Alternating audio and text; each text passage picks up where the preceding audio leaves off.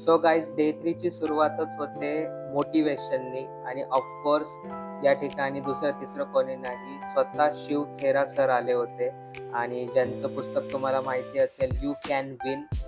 So त्याचे author आहेत शिव खेरा आणि त्यांनी ज्या प्रकारे मोटिव्हेट केलं मॉर्निंगमध्ये, it was so nice. Start life as a blank sheet of paper. But when we have the right attitude in life, we so त्यानंतर मध्ये जवळपास 3-4 तासाचा टाईम दिला होता. आम्हाला पुढे जायचं होतं अटारी बॉर्डरला. सो इन बिटवीन जो टाईम होता त्यामध्ये मग मी माझ्या कॅलरीज बर्न केल्या आणि आज फक्त जिम नाही तर आज मी स्विम पण केलं या ठिकाणी. खूप मस्त आनंद घेतला स्विमिंगचा.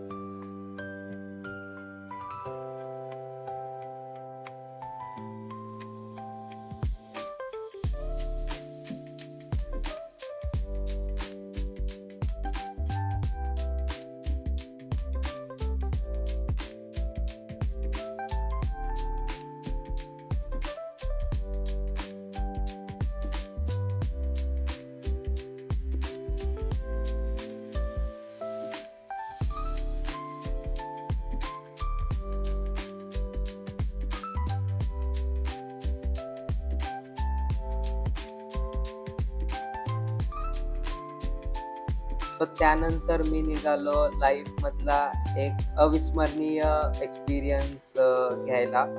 जिकडे एका बाजूला इंडिया, दुसऱ्या बाजूला पाकिस्तान आणि देशभक्तीने भरलेलं वातावरण होतं. ऑफकोर्स ते होतं वाघा अटारी बॉर्डर आणि हा फक्त अनुभव नव्हता माझ्यासाठी.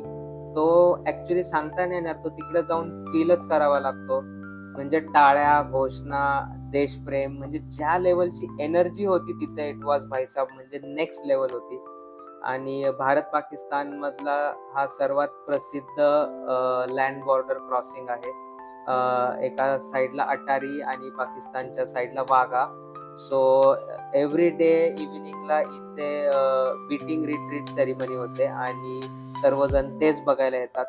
BSFच्या जवानांची पॉवरफुल मार्चिंग आणि हाय एनर्जी परेड, भारत माता की जय, वंदे मातरम घोषणांनी स्टेडियम पूर्ण दणाणून जातं आणि दोन्ही देशाचे सैनिक सिंक्रोनाइज स्टाईलमध्ये परेड करतात. सो ही जी सेरेमनी आहे साधारण 1959 पासून ही चालू झालेली आहे आणि जगातील सर्वात मोठी ड्रामॅटिक बॉर्डर सेरेमनी याला मानली जाते. सो हा एक ग्रँड ट्रंक रोडचा भाग आहे आणि जो सर्वात जुन्या हिस्टॉरिक रोडपैकी एक होता. सो वाघा बॉर्डरचा अनुभव कॅमेऱ्यामध्ये कैद करता येतो, पण तिथे गेल्यावरती जो काटा येतो, देशप्रेमाचे वाइब असतात तिथे आणि म्हणजे जो काटा येतो अंगावरती तो वेगळाच असतो. सो जे देशप्रेम आणि तिकडे जे व्हिडिओज दाखवले जातात देशासाठी, जी माहिती दिली जाते ती नक्कीच प्रत्येकाने बघावी आणि स्पेशली लहान मुलांना तिकडे न्यावं. कारण एक वेगळा अनुभव असणार आहे त्यांच्यासाठी पण. सो खूप एन्जॉय केलं वाघा बॉर्डरला.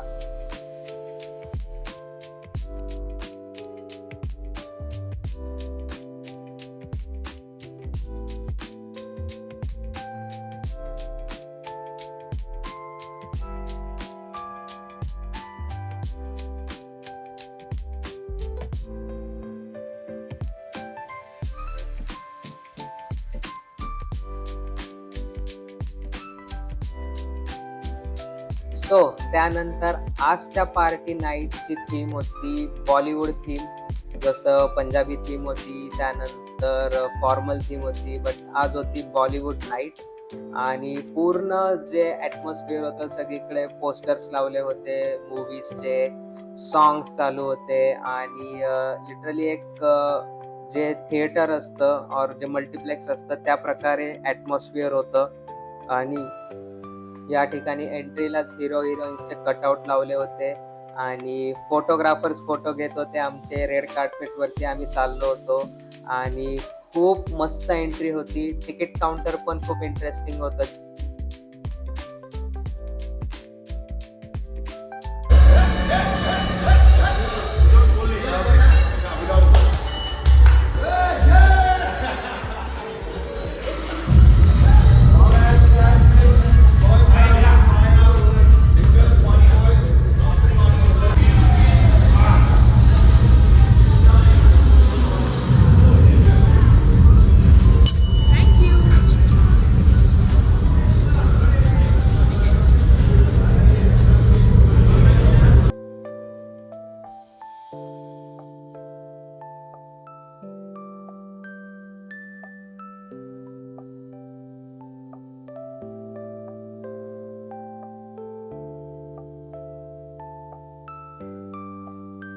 सो एंट्री घेतल्यानंतरची जी वाइब होती ना, आय मीन फक्त नाच, गाणं, पार्टी, कॉकटेल फक्त एवढंच आतमध्ये चालू होतं आणि या ठिकाणी एवढे सारे लाईव्ह परफॉर्मन्सेस झाले, सिंगिंग, डान्सिंग. पण आता कॉपीराईटमुळं मी सर्वच नाही दाखवू शकत. सो बघूयात आम्ही काय-काय एन्जॉय केलं.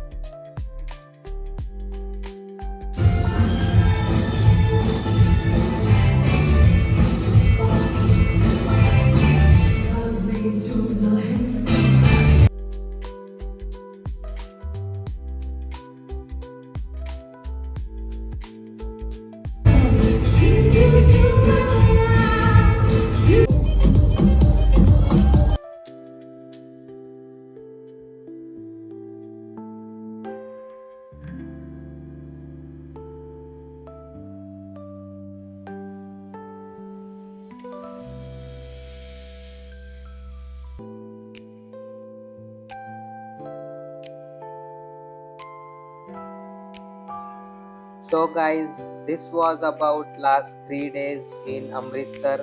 सो आज आमचा लास्ट डे आहे अमृतसरमध्ये. आय मीन फक्त डिपार्चरच राहिलंय. सो मॉर्निंगला लगेच बॅग करून आम्ही रेडी झालो फॉर डिपार्चर. खूप मस्त मेमरीज दिल्या अमृतसरनी. खूप एन्जॉय केलं 3-4 दिवस.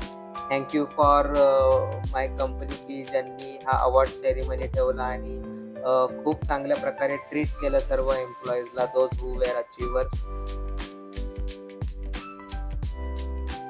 सो त्यानंतर आम्ही लगेच निघालो एअरपोर्टला आणि आम्ही परतीचा प्रवास स्टार्ट केला.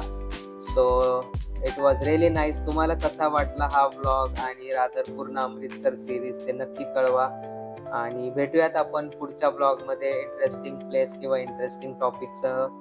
So bye bye for now.